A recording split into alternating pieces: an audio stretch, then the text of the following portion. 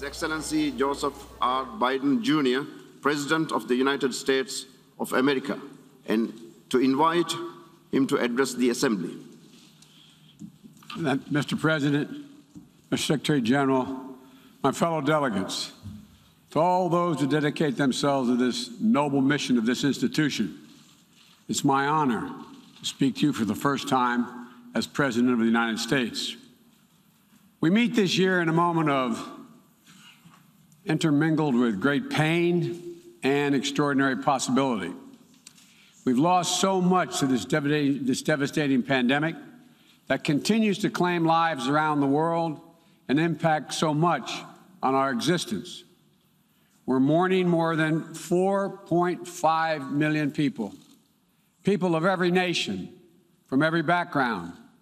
Each death is an individual heartbreak, but our shared grief is a poignant reminder that our collective future will hinge on our ability to recognize our common humanity and to act together.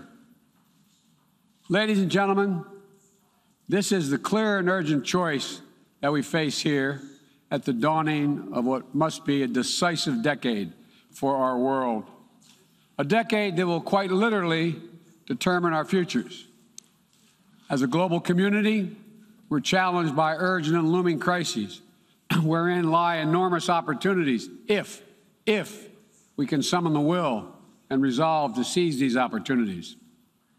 Will we work together to save lives, defeat COVID-19 everywhere, and take the necessary steps to prepare ourselves for the next pandemic, for there will be another one?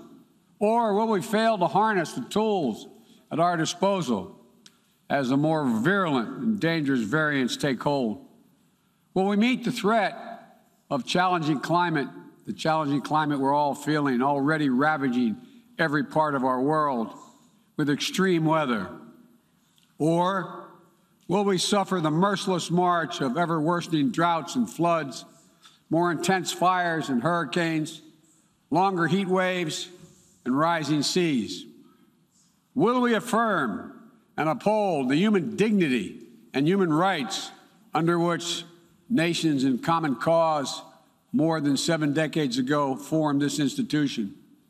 Will we apply and strengthen the core tenets of the international system, including the UN Charter and the Universal Declaration of Human Rights, as we seek to shape the emergence of new technologies and deter new threats? Or will we allow those universal principles to be trampled and twisted in the pursuit of naked political power? In my view, how we answer these questions in this moment, whether we choose to fight for our shared future or not, will reverberate for generations yet to come. Simply put, we stand, in my view, at an inflection point in history. And I'm here today to share with you how the United States intends to work with partners and allies to answer these questions, and the commitment of my new administration to help lead the world toward a more peaceful, prosperous future for all people. Instead of continuing to fight the wars of the past, we are fixing our eyes on devoting our resources to the challenges that hold the keys to our collective future. Ending this pandemic, addressing the climate crisis, managing the shifts in global power dynamics, shaping the rules of the world on vital issues like trade, cyber, and emerging technologies, and facing the threat of terrorism as it stands today.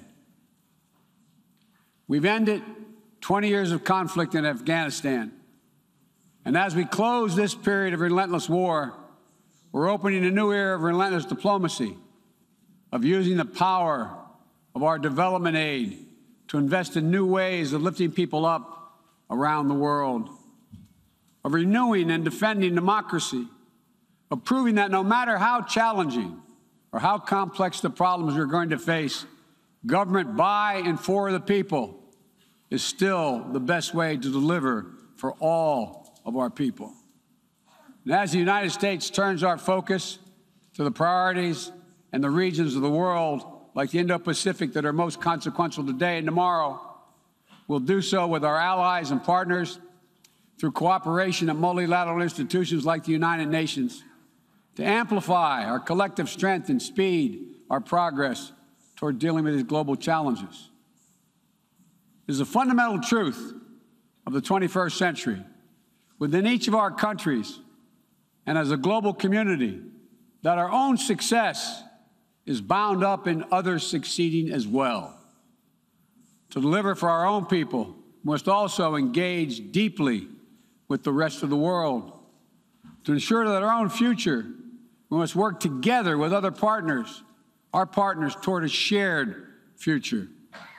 Our security, our prosperity, and our very freedoms are interconnected, in my view, as never before. And so, I believe we must work together as never before. Over the last 8 months, I prioritized rebuilding our alliances, revitalizing our partnerships, and recognizing they're essential and central to America's enduring security and prosperity. We have reaffirmed our sacred NATO alliance to Article 5 commitment. We're working with our allies toward a new strategic concept that will help our alliance better take on evolving threats of today and tomorrow. We renewed our engagement with the European Union, a fundamental partner in tackling a full range of significant issues facing our world today. We elevated the Quad partnership among Australia, India, Japan, and the United States to take on challenges ranging from health security to climate to emerging technologies. We're engaging with regional institutions from ASEAN to the African Union to the Organization of American States to focus on people's urgent needs for better health and better economic outcomes. We're back at the table in international forums, especially the United Nations, to focus attention and to spur global action on shared challenges. We are re-engaged at the World Health Organization and working in close partnership with COVAX to deliver life-saving vaccines around the world. We rejoined the Paris Climate Agreement, and we're running to retake a seat in the Human Rights Council next year at the UN. And as the United States seeks to rally the world to action, we will lead not just with the example of our power, but, God willing, with the power of our example. Make no mistake, the United States will continue to defend ourselves, our allies, and our interests against attack, including terrorist threats, as we prepare to use force, if any is necessary. But to defend our vital U.S. national interest, including against ongoing and imminent threats. But the mission must be clear and achievable, undertaken with informed consent of the American people, and whenever possible, in partnership with our allies. U.S. military power must be our tool of last resort, not our first, and it should not be used as an answer to every problem we see around the world. Indeed, today, many of our greatest concerns cannot be solved or even addressed through the force of arms. Bombs and bullets cannot defend against COVID-19 or its future variants. To fight this pandemic, we need a collective act of science and political will. We need to act now to get shots in arms as fast as possible and expand access to oxygen, tests, treatments to save lives around the world. And for the future, we need to create a new mechanism to finance global health security that builds on our existing development assistance and global health and a global health threat council that is armed with the tools we need to monitor and identify emerging pandemics so that we can take immediate action. Already, the United States has put more than $15 billion toward the global COVID response. We've shipped more than 160 million doses of COVID-19 vaccine to other countries. This includes 130 million doses from our own supply and the first tranches of the 500 million doses of Pfizer vaccine we purchased to donate through COVAX. Planes carrying vaccines from the United States have already landed in 100 countries, bringing people all over the world a little dose of hope, as one American nurse termed it to me. A dose of hope, direct from the American people, and importantly, no strings attached. And tomorrow, at the U.S.-hosted Global COVID-19 Summit, I'll be announcing additional commitments as we seek to advance the fight against COVID-19 and hold ourselves accountable around specific targets on 3 key challenges: saving lives now, vaccinating the world, and building back better. This year has also brought widespread death and devastation from the borderless climate crisis. The extreme weather events that we have seen in every part of the world, and you all know it and feel it, represent what the Secretary-General has rightly called Code Red for humanity. And the scientists and experts are telling us that we're fast approaching a point of no return in a literal sense.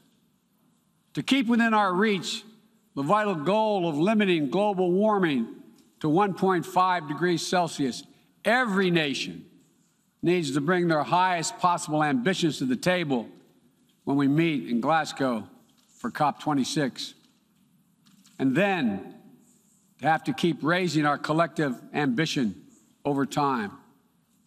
In April, I announced the United States' ambitious new goal under the Paris Agreement to reduce greenhouse gas emissions from the United States by 50 to 52% below 2005 levels by 2030, as we work toward achieving a clean energy economy with net zero emissions by 2050. And my administration is working closely with our Congress to make critical investments in green infrastructure and electric vehicles that will help us lock in progress at home toward our climate goals. And the best part is, making these ambitious investments isn't just good climate policy. It's a chance for each of our countries to invest in ourselves and our own future.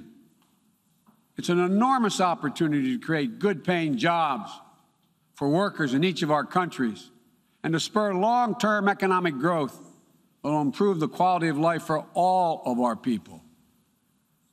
We also have to support the countries and people that will be hit the hardest and that have the fewest resources to help them adapt. In April, I announced the United States will double our public international financing to help developing nations tackle the climate crisis. And today, I'm proud to announce that we'll work with the Congress to double that number again, including for adaptation efforts. This will make the United States a leader in public climate finance, and with our added support, together with increased private capital and from other donors, we'll be able to meet the goal of mobilizing $100 billion to support climate action in developing nations. As we deal with these crises, we're also encountering a new era, an era of new technologies and possibilities that have potential to release and reshape every aspect of human existence. And it's up to all of us to determine whether these technologies are a force to empower people or to deepen repression. As new technologies continue to evolve, we'll work together with our democratic partners to ensure that new advances in areas from biotechnology to quantum computing, 5G, artificial intelligence, and more are used to lift people up, to solve problems, and advance human freedom, not to suppress dissent or target minority communities.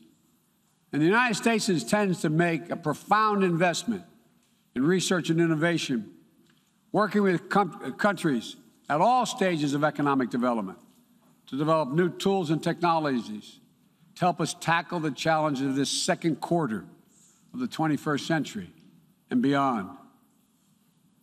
We're hardening our critical infrastructure against cyber attacks, disrupting ransomware networks, and working to establish clear rules of the road for all nations as it relates to cyberspace. We'll reserve the right to respond decisively to cyber attacks that threaten our people, our allies, or our interests. We will pursue new rules of global trade and economic growth that strive to level the playing field so that it's not artificially tipped in favor of any one country at the expense of others. And every nation has the right and opportunity to compete fairly. We will strive to ensure that basic labor rights, environmental safeguards, and intellectual property are protected, and that the benefits of globalization are shared broadly throughout all our societies. We'll continue to uphold the long-standing rules and norms that have formed the guardrails of international engagement for decades, that have been essential to the development of nations around the world. Bedrock commitments like freedom of navigation, adherence to international laws and treaties, support for arms control measures that reduce the risk and enhance transparency. Our approach is firmly grounded and fully consistent with the United Nations mission and the values we've agreed to when we drafted this charter. These are commitments we all made and that we're all bound to uphold. And as we strive to deal with these urgent challenges, whether they're long-standing or newly emerging, we must also deal with one another. All of the major powers of the world have a duty, in my view, to carefully manage their relationships so they do not tip from responsible competition to conflict. The United States will compete and will compete vigorously and lead with our values and our strength. We'll stand up for our allies and our friends and oppose attempts by stronger countries to dominate weaker ones, whether through changes to territory by force, economic coercion, technical exploitation, or disinformation. But we're not seeking, say it again, we are not seeking a new Cold War or a world divided into rigid blocs.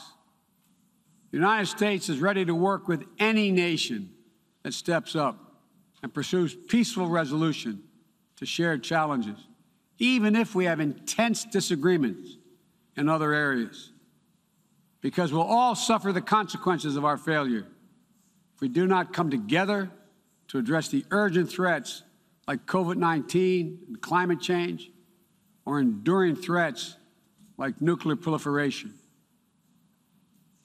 The United States remains committed to preventing Iran from gaining a nuclear weapon. We're working with the P5+1 to engage Iran diplomatically and to seek a return to JCPOA. We're prepared to return to full compliance if Iran does the same.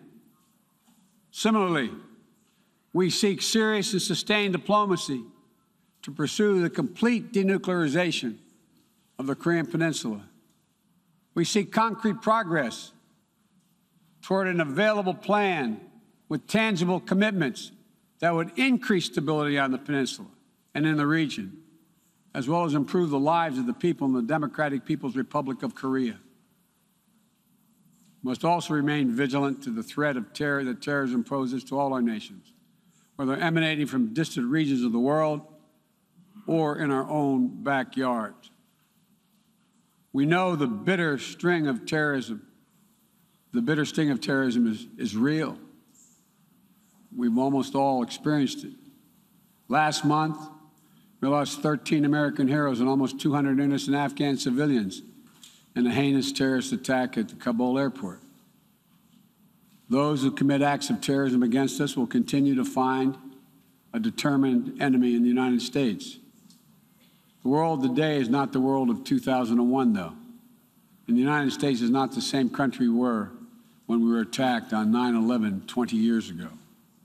Today, we're better equipped to detect and prevent terrorist threats, and we are more resilient in our ability to repel them and to respond. We know how to build effective partnerships to dismantle terrorist networks by targeting their financing and support systems, countering their propaganda, preventing their travel, as well as disrupting imminent attacks. We'll meet terrorist threats that arise today and in the future with a full range of tools available to us, including working in cooperation with local partners so that we need not be so reliant on large-scale military deployments. One of the most important ways we can effectively enhance security and reduce violence is by seeking to improve the lives of the people all over the world who see that their governments are not serving their needs. Corruption fuels inequality, siphons off a nation's resources, spreads across borders, and generates human suffering, is nothing less than a national security threat in the 21st century.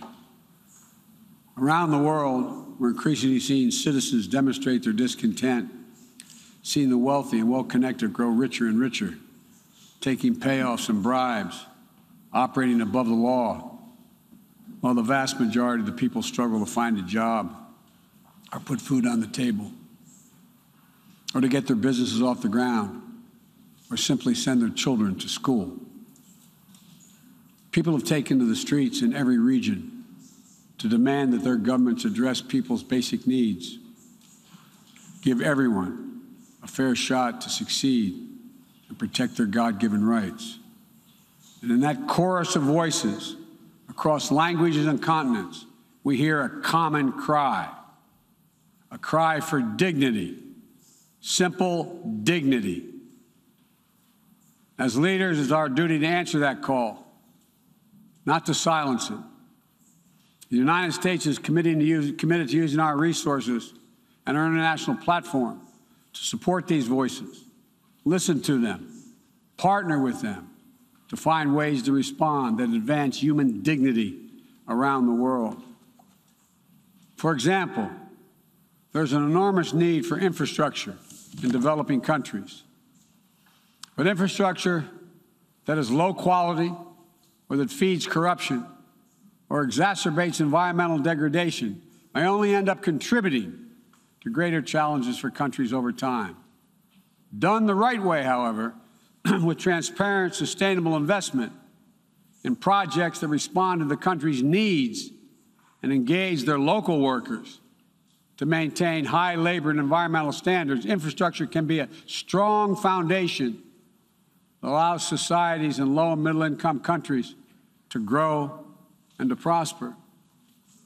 That's the idea behind the Build Back Better world. And together with the private sector and our G7 partners, we aim to mobilize hundreds of billions of dollars in infrastructure investment. We will also continue to be the world's largest contributor to humanitarian assistance, bringing food, water, shelter, emergency health care, and other vital life-saving aid to millions of people in need. When the earthquake strikes, a typhoon rages, or disaster anywhere in the world, the United States shows up. We'll be ready to help. And at a time when nearly 1 in 3 people globally do not have access to adequate food just last year, the United States is committing to rallying our partners to address immediate malnutrition and to ensure that we can sustainably feed the world for the decades to come. To that end, the United States is making a $10 billion commitment to end hunger and invest in food systems at home and abroad. Since 2000, the United States government has provided more than $140 billion to advance health and strengthen health systems, and we will continue our leadership to drive these vital investments to make people's lives better every single day. Just give them a little breathing room. And as we strive to make lives better, we must work with renewed purpose to end the conflicts that are driving so much pain and hurt around the world. We must redouble our diplomacy and commit to political negotiations, not violence, as a tool of first resort, to manage tensions around the world, must seek a future of greater peace and security for all people of the Middle East. The commitment of the United States to Israel's security is without question, and our support for an independent Jewish state is unequivocal. But I continue to believe that a two-state solution is the best way to ensure Israel's future as a Jewish democratic state, living in peace alongside a viable, sovereign, and democratic Palestinian state. We're a long way from that goal at this moment, but we must never allow ourselves to give up on the possibility of progress. We cannot give up on solving raging civil conflicts, including in Ethiopia and Yemen, where fighting between warring parties is driving famine, horrific violence, human rights violations against civilians, including the unconscionable use of rape as a weapon of war. We'll continue to work with the international community to press for peace and bring an end to this suffering. As we pursue diplomacy across the board, the United States will champion the democratic values that go to the very heart of who we are as a nation and a people: freedom, equality, opportunity, and a belief in the universal rights of all people. It's stamped into our DNA as a nation, and critically, it's stamped into the DNA of this institution, the United States. We sometimes forget, I quote the opening words of the Universal Declaration of Human Rights, quote, "The equal and inalienable rights of all members of the human family is the foundation of freedom, justice, and peace in the world." The founding ethos of the United Nations places the rights of individuals at the center of our system. And that clarity and vision must not be ignored or misinterpreted. The United States will do our part, but will be more successful and more impactful if all of our nations are working toward the full mission to which we are called. That's why more than 100 nations united again around a shared statement, and the Security Council adopted a resolution outlining how we'll support the people of Afghanistan moving forward, laying out the expectations to which we'll hold the Taliban when it comes to respecting universal human rights. We all must advocate for women, the rights of women and girls to use their full talents, to contribute economically, politically, and socially, and pursue their dreams free of violence and intimidation. From Central America to the Middle East to Africa to Afghanistan, wherever it appears in the world. We all must call out and condemn the targeting and oppression of racial, ethnic, and religious minorities when it occurs whether it occurs in Xinjiang or northern Ethiopia or anywhere in the world. We all must defend the rights of LGBTQI individuals so they can live and love openly without fear, whether it's Chechnya or Cameroon or anywhere. As we steer our nations toward this inflection point and work to meet today's fast-moving, cross-cutting challenges, let me be clear. I am not agnostic about the future we want for the world. The future will belong to those who embrace human dignity, not trample it. The future will belong to those who unleash the potential of their people, not those who stifle it. The future will belong to those who give their people the ability to breathe free, not those who seek to suffocate their people with an iron hand. Authoritarianism, the authoritarianism of the world, may seek to proclaim the end of the age of democracy, but they're wrong. The truth is, the democratic world is everywhere. It lives in the anti-corruption activists, the human rights defenders, the journalists, the peace protesters. On the front lines of this struggle in Belarus, Burma, Syria, Cuba, Venezuela, and everywhere in between, it lives in the brave women of Sudan who withstood violence and oppression to push a genocidal dictator from power and who keep working every day to defend their democratic progress. It lives in the proud Moldovans who helped deliver a landslide victory for the forces of democracy with a mandate to fight graft, to build a more inclusive economy. It lives in the young people of Zambia who harnessed the power of their vote for the first time, turning out in record numbers to denounce corruption and chart a new path for their country. And while no democracy is perfect, including the United States, we'll continue to struggle to live up to the highest ideals to heal our divisions. And we face down violence and insurrection. Democracy remains the best tool we have to unleash our full human potential.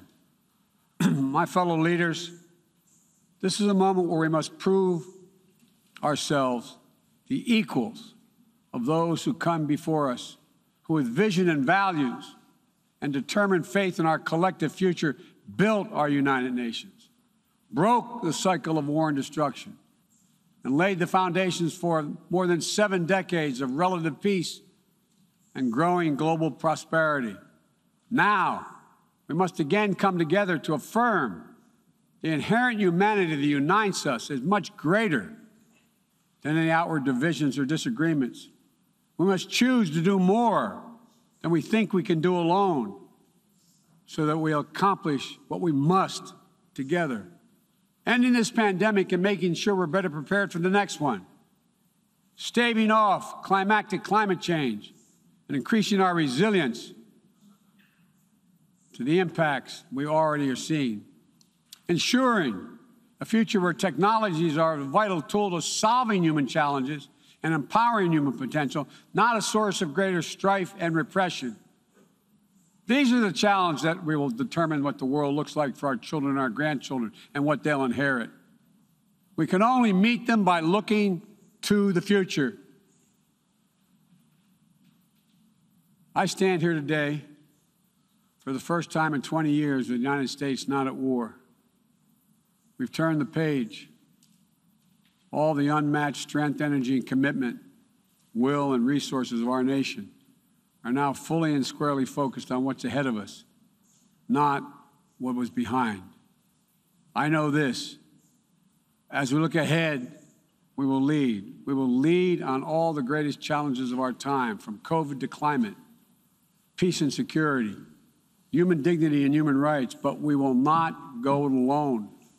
We will lead together with our allies and partners and in cooperation with all those who believe as we do that this is within our power to meet these challenges, to build a future that lifts all of our people and preserves this planet.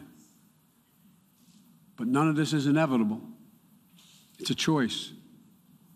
And I can tell you where America stands. We will choose to build a better future. We, you and I, we have the will and capacity to make it better. Ladies and gentlemen, we cannot afford to waste any more time. Let's get to work. Let's make our better future now. We can do this. It's within our power and capacity. Thank you. God bless you all.